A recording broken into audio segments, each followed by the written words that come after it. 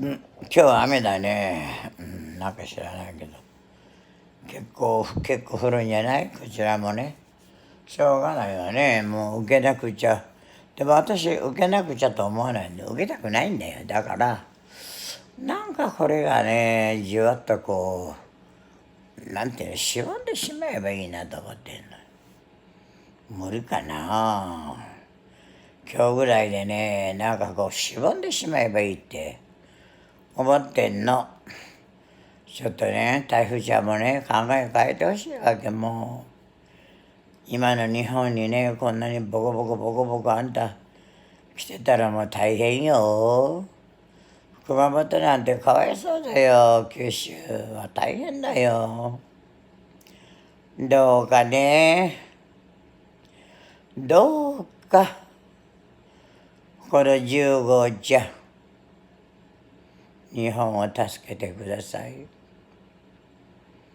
まあさ、どこの国もだけど、どこか今日ぐらいでさ、なんか体調崩してちょうだいよ。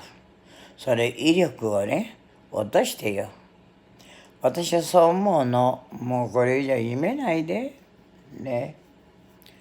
あなただって夢はしないってお願いしますよ。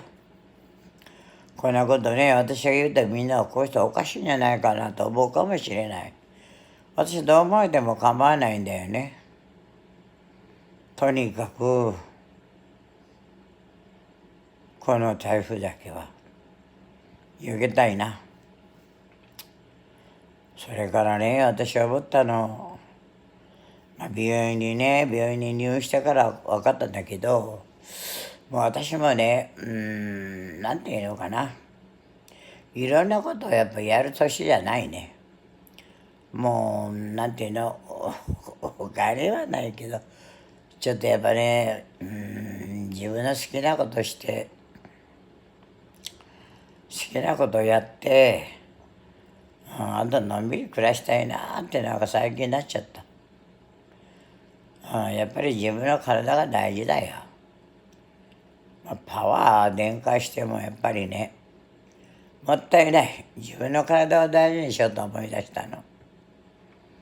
まあ、私、世話にね、なった人が何人もいるよね。いろんな過去から今まで来て。